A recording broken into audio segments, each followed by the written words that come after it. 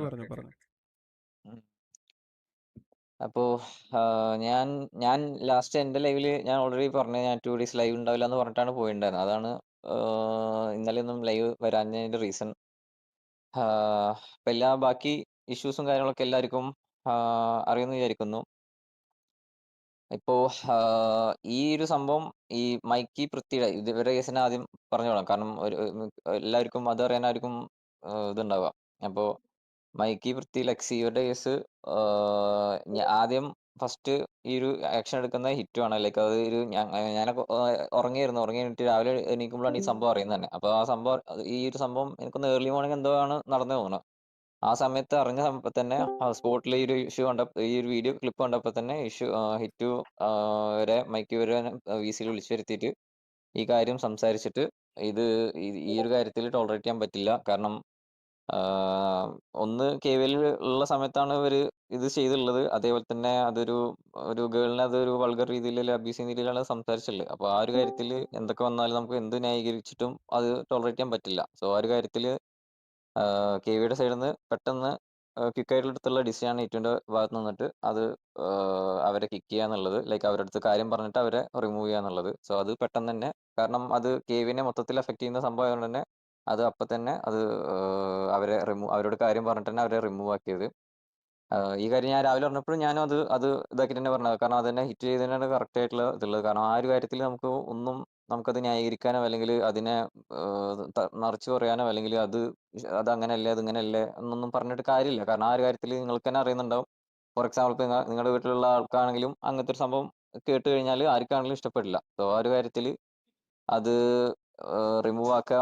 കാരണം even though നിങ്ങൾക്കറിയുണ്ടാവും കെവിയുടെ ഒരു down സൈഡിൽ അല്ലെങ്കിൽ കെവിയെ ഇപ്പോൾ ഡിസ്മാൻഡിൽ ആക്കുക എന്നുള്ളൊരു ടൈമിലുണ്ടായിരുന്നു. ഞാൻ ഹിറ്റ് ഇവരൊക്കെ ബ്രേക്ക് എടുത്ത സമയത്ത്. ആ സമയത്ത് പോലും ഒപ്പം നിന്ന ആൾക്കാരാണ് അതിൽ അത്രയും മുന്നോട്ട് കൊണ്ടുപോകുക ബ്രേക്ക് എടുക്കേണ്ട സ്റ്റിൽ എന്നിട്ട് പോലും നമുക്ക് ഇങ്ങനത്തെ ഒരു ഡിസിഷൻ എടുക്കേണ്ടി വന്നു വെച്ചാൽ ഈ ഒരു കാര്യത്തിന്റെ ബേസിലാണ്. നമുക്ക് ഒട്ടും ടോളറേറ്റ് ചെയ്യാൻ പറ്റാത്ത ഒരു സംഭവം ആയതുകൊണ്ടാണ് നമുക്ക് കാരണം അതിൽ 2 റീസൺസ് ഉണ്ട്. ഒന്ന് ടിവിയുടെ സംഭവമാണെങ്കിലും കാരണം ഒന്ന് കെവിയെ ഇഷ്യൂസ് ഒന്നും ഇല്ലാണ്ട് അല്ലെങ്കിൽ നോർമൽ രീതിയിൽ പോകുന്ന സമയത്താണ് നമ്മൾ അറിയാണ്ട് അങ്ങനത്തെ ഒരു സംഭവം ബാക്ക്ഗ്രൗണ്ടിൽ നടന്നിട്ടുള്ളത്.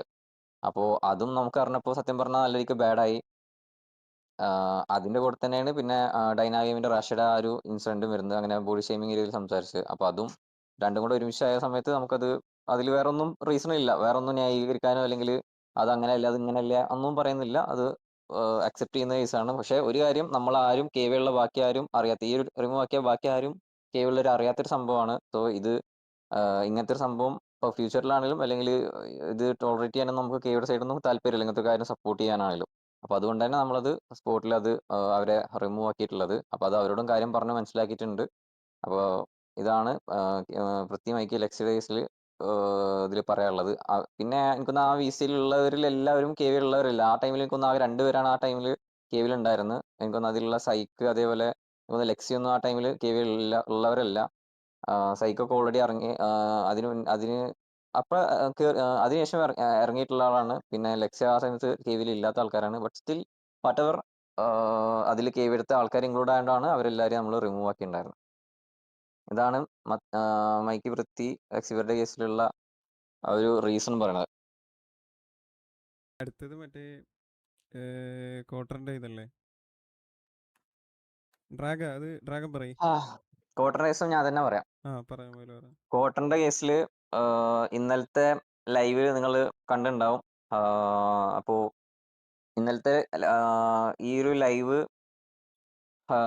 സ്റ്റാർട്ടായിട്ട് ഈ ഒരു ഹിറ്റുൻ ലൈവ് കഴിഞ്ഞതിന് ശേഷം ഞാൻ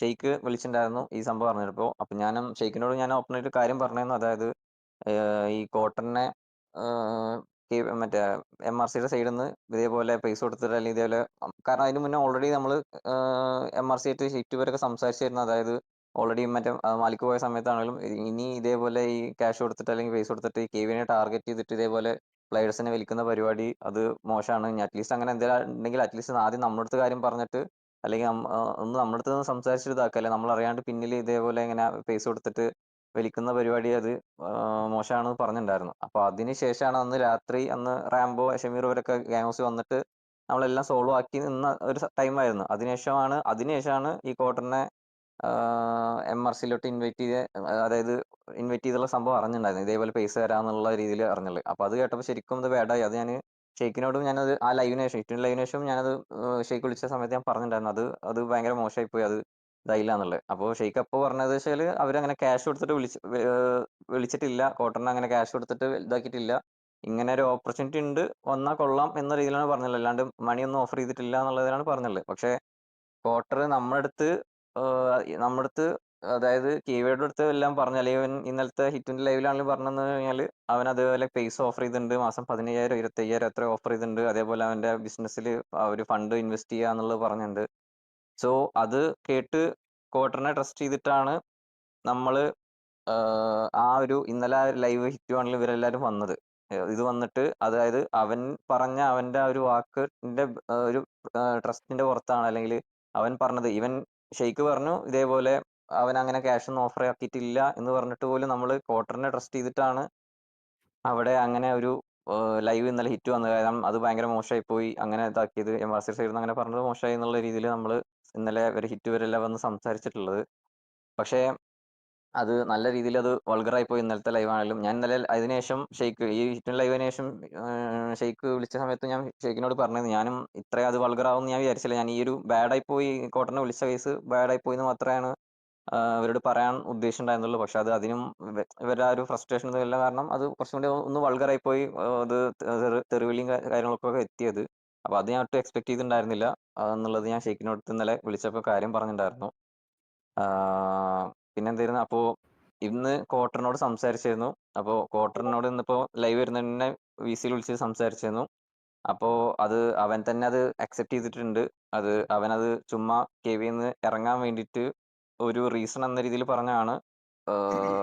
ഇതേപോലെ അവർ പൈസ ഓഫർ ചെയ്തിട്ടുണ്ട്, അല്ലെങ്കിൽ അവന്റെ ബിസിനസ്സിൽ അവനങ്ങനെ ഇൻവെസ്റ്റ് ചെയ്യാം. എന്താ പറയാ ഇൻവെസ്റ്റ് ഇൻവെസ്റ്റ് ചെയ്യാന്ന് ചെയ്യാം. ഒക്കെ MRC പറഞ്ഞിട്ടുണ്ട് എന്നൊക്കെ ചുമ്മാ ഒരു റീസൺ, അത് കെവിന്ന് ജസ്റ്റ് ഒന്ന് ലീവ് ചെയ്യാൻ വേണ്ടിയിട്ട് പറഞ്ഞ റീസൺ ആണ്. പക്ഷെ എനിക്ക് അറിഞ്ഞൂടാ. കാരണം അവൻ അത്രയും ട്രസ്റ്റ് വെച്ചാൽ അവനൊരു നോട്ട് ഫോർ സെയിൽ എന്നൊക്കെ പറഞ്ഞിട്ട് സ്റ്റോറി വരെ ഇട്ടായിരുന്നു. അപ്പൊ അങ്ങനെയൊക്കെ ഇട്ട ഒരാളെ നമ്മൾ അത്രയും ട്രസ്റ്റ് ആക്കി, കാരണം എന്തായാലും പോവില്ല എന്നുള്ള വിശ്വാസത്തില്. പക്ഷെ എനിക്ക് സീരിയസ്ലി ഗൈസ് സത്യം പറഞ്ഞാൽ എനിക്ക് ശരിക്കും മടുത്തു. കാരണം ഓപ്പൺ ആയിട്ട് പറയാൻ ഗൈസ്, എല്ലാവരുടെയും ലൈവ് കാണണം, എനിക്ക് ഒരാളെയും ട്രസ്റ്റ് ഇല്ലാത്ത അവസ്ഥയിലേക്ക് ഇപ്പൊ സത്യം പറഞ്ഞാൽ എത്തിച്ച്.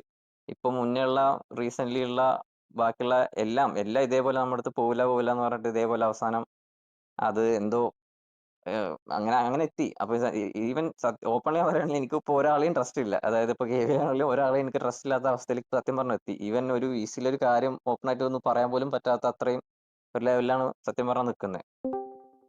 എനിക്കിത് ഒരു കോൺട്രവേഴ്സി അല്ലെങ്കിൽ ഒരു ഒരു ഇഷ്യൂ ആക്കാൻ ഒന്നിലും ഒരു താല്പര്യം ഇല്ലാത്ത ആളാണ് ഞാൻ. ഇന്നലെ അതുകൊണ്ടാണ് ഇപ്പൊ സാഗർ നല്ല ഇവരൊക്കെ പറഞ്ഞ ആ ഒരു ഫ്രസ്ട്രേഷനിൽ നിന്നിരുന്ന ആ ഒരു ഇങ്ങനെ ഈ സംഭവം പറഞ്ഞില്ല. ഈവൻ അതിലൂടെ ഞാൻ വരാന്ന് വെച്ചാൽ എനിക്ക് ഈ തെറിവിളി ഇങ്ങനത്തെ ഇഷ്യൂ ഇതിലൊന്നും താല്പര്യമില്ലാത്തതുകൊണ്ടാണ് ഞാൻ വരാൻ. ഞാൻ ഒരു ഇതിനാണെങ്കിലും.